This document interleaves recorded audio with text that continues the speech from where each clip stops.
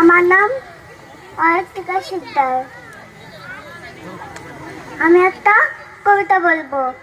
কবিতার নাম প্রশ্ন। মা গো, আমার ছুটি দিতে বল, সকাল থেকে পড়েছি যে মেলা। এখন আমি তোমার ঘরে বসে করবো শুধু পড়া পড়া খেলা। তুমি বলছো দুপুর এখন সবে, না হয় যেন সত্যি হলো তাই।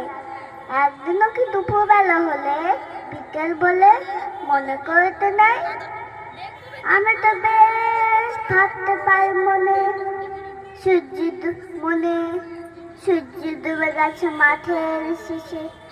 বাগদি বুড়ি চুগলি ভরে এনে শাক তুলছে পুকুর পাড়ে এসে।